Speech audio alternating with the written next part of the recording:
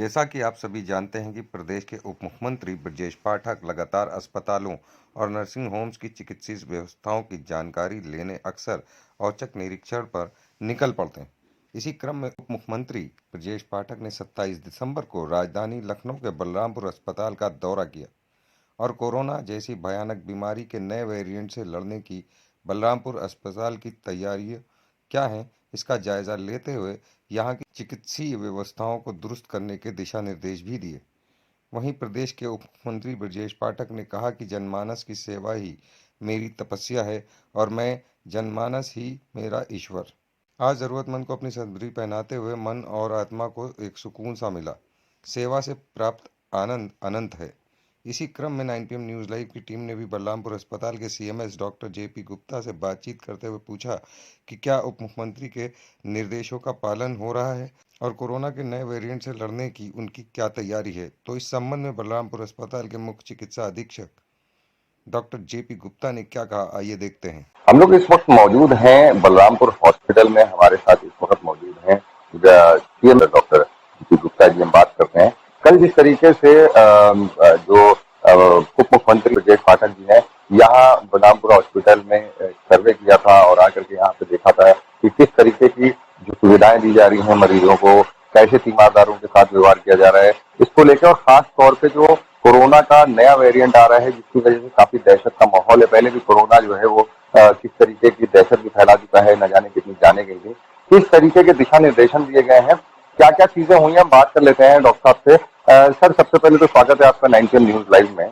हम लोग देख रहे हैं कि लगातार चिकित्सा को लेकर के जहां बड़े बड़े सवाल भी खड़े होते हैं, जिला प्रशासन भी इस पे काफी काम कर रहा है, मुख्य चिकित्सा अधिकारी आप जैसे भी लोग काम कर रहे हैं, सीएमओस भी काम कर रहे हैं, लेकिन इसमें खासतौर पर देखा गया है कि उप मुख्यमंत्री ब्रजेश पाठक जी का जो इंटरेस्ट है कि जनता को सही सुविधाएं पहुंचे, चिकित्सीय सुविधाएं उनके पास सही तरीके से जानी चाहिए और उनका सही तरीके से इलाज होना चाहिए।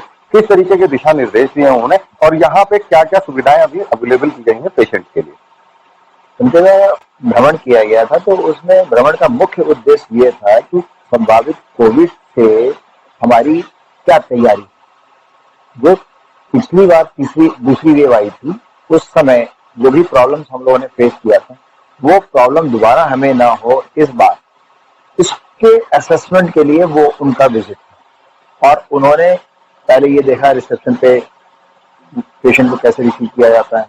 उसके बाद उन्होंने L2 वार्ड का निरीक्षण किया, जहां पर बेडों के साथ में वेंटिलेटर्स थे। उन्होंने ऑक्सीजन पॉइंट चेक किया, उन्होंने वेंटिलेटर चेक किया, वेंटिलेटर का प्रेशर उन्होंने देखा, वो किस मोड पे काम कर रहा है, वो काम कर रहा है कि नहीं कर रहा है। उसमें डमी लंग्स लगाकर वो उसकी फंक्शनिंग को चेक किया, उसके हाथ लगा के उनके प्रेशर को उन्होंने चेक किया। इसके अलावा उन्होंने ऑक्सीजन प्लांट को चेक किया, वहां उन्होंने देखा कि उसकी टेस्ट प्रेशर कितनी आ रही है, सैचुरेशन कितना है, वो अनइंटरप्टेड उसकी सप्लाई जा रही है कि नहीं, उसमें इलेक्ट्रिसिटी का कनेक्शन है कि नहीं, जनरेटर से कनेक्टेड है कि नहीं, कहीं उसके रास्ते चैनल में कहीं उसकी लीकेज तो नहीं है।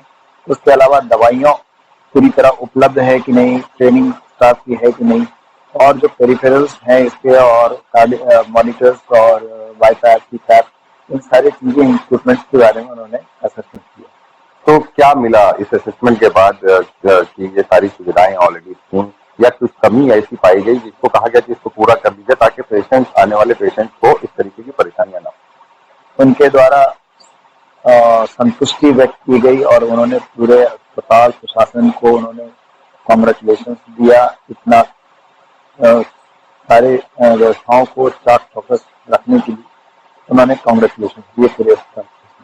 सर, एक सवाल और ये उठता है कि जो अपने वहाँ एक अलग एक डिपार्टमेंट बना हुआ है जिसको आप देख रहे हैं कि जहाँ आप लाभार्थियों के लिए काफी काम करते हैं, जो लोग रास्तों में मिल जाते हैं, एक्सीडेंट हुआ होता है या जिनका कोई तीमारदार नहीं है, उनका पूछने वाला नहीं है, ऐसे लोग भी यहाँ पे आते हैं और उनको यहाँ पे एक डिपार्टमेंट बना हुआ है जहाँ पे उनको एडमिट कराया जाता है इलाज के लिए। लेकिन उस जगह की स्थिति बहुत अच्छी नहीं कही गई है, क्योंकि बहुत से लोगों ने इसकी शिकायत भी की है।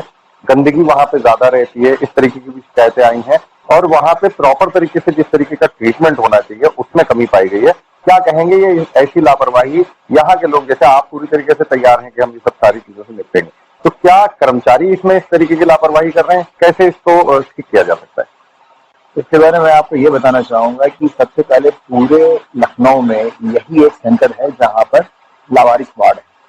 अगल बगल जहां भी जिस अस्पताल में या कहीं सड़क पे कहीं भी कोई पेशेंट इस तरह के मिलते हैं, वो सीधे बलरामपुर हॉस्पिटल लाया जाता है और उनको एडमिट कराया जाता है। जहां तक लापरवाही की प्रश्न है, यह बिल्कुल गलत है। इसके बारे में मैं ये कहना चाहूंगा कि होता क्या है कि ये जो लावारिस पेशेंट है, अपने घर से बहिष्कार निकाले गए हुए लोग होते हैं, और प्लस ये इनमें से काफी लोग मेंटल पेशेंट होते हैं। तो इनको एक बच्चों की तरह इनका इलाज करना पड़ता है, इनका केयर करना पड़ता है। ये कभी बेड से नीचे उतर जाते हैं, कभी वो रास्ते में वो पॉटी कर देते हैं, रास्ते में वो बाहर निकल जाते हैं, वहां पे वो सुसु कर देते हैं, ठीक से खाना नहीं खाते। इनको एक बच्चों की तरह केयर करना पड़ता है। और पहले कुछ शिकायत थोड़ी बहुत आई थी, जिसको जो हमारे संज्ञान में आया, जिसको हम लोगों ने बिल्कुल दुरुस्त कर लिया है। वहाँ पे अगर आप इस समय आप विजिट करेंगे तो बिल्कुल आपको साफ नजर आएगा। इसके अलावा वहाँ हीटर लगी हुई है और उनके कपड़े वगैरह की व्यवस्था की गई है, उनके खान पीन की व्यवस्था की गई है, और समय समय पर ये चेक किया जाता है कि उनको दवाएं दी जा रही हैं कि नहीं, और उनको इंजेक्शन लगाया जा रहा है कि नहीं। और जो पेशेंट यहाँ पे बीमारी से उनकी ट्रीटमेंट हो जाता है, तो उन पेशेंट को मदर टेरेसा चैरिटी होम में भेज दिया जाता है। सर, एक सवाल आखिरी ये है कि क्या कोरोना के नए वेरिएंट से लड़ने के लिए हम तैयार हैं, और आपके माध्यम से, हमारे चैनल के माध्यम से जनता को क्या प्रिकॉशंस लेने के लिए, अभी जो नया वेरिएंट आ रहा है, क्या आप एडवाइस करेंगे कि जनता इन चीजों से मतलब सुरक्षित रहे? देखिए, इस वेरिएंट के लिए जब पिछली बार जब ये आया था महामारी दूसरी वेव, तो उस समय न तो हम लोगों को वैक्सीन लगा था, न इस बीमारी के बारे में हम जानते थे, और वो बिल्कुल नई बीमारी थी और अचानक से बहुत ही तीव्र गति से ये फैला। उस समय हम लोगों ने मरीजों का इलाज किया, जिससे हमें काफी एक्सपीरियंस हुआ कि इस मरीज को कैसे, इस बीमारी का कैसे इलाज करना है। इसके अलावा लगभग हिंदुस्तान में सभी लोगों के वैक्सीनेशन हो चुके हैं, लोगों में हर्ड इम्यूनिटी हो चुका है। फिर भी गोल्डन रूल ये है कि सुरक्षा कवच हमारा ये है कि सोशल डिस्टेंसिंग, मास्क और रेपिडेंट हाथ धोना और सैनिटाइजेशन, हाथों को सैनिटाइज करना, ये जो गोल्डन रूल पहले था वो आज के दिन में वही स्टैंड करता है। इसके अलावा नेजल वैक्सीन आ गए हैं, तो ये हम पहले से काफी ज्यादा मेंटली प्रिपेयर्ड हैं और तकनीकी रूप से प्रिपेयर्ड हैं कोई भी क्राइसिस को मैनेज करने। लखनऊ का बड़ा हॉस्पिटल कहा जाता है बलरामपुर हॉस्पिटल के डॉक्टर जीपी गुप्ता जी, जिन्होंने बताया कि किस तरीके से इस वेरिएंट से आप दोबारा बच सकते हैं, यानी जो पहले हम लोग सावधानियां बरत रहे थे, वही सावधानियां हमको बरतनी होंगी।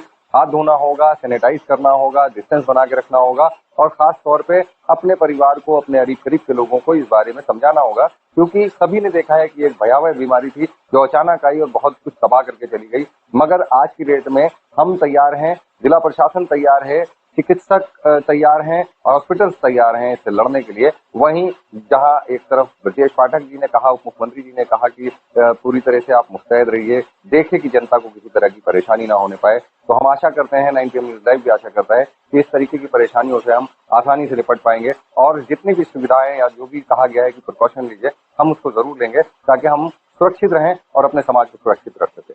कैमरा पर्सन चंदन गुप्ता के साथ Junaid Pathan, 9PM news live, Lucknow.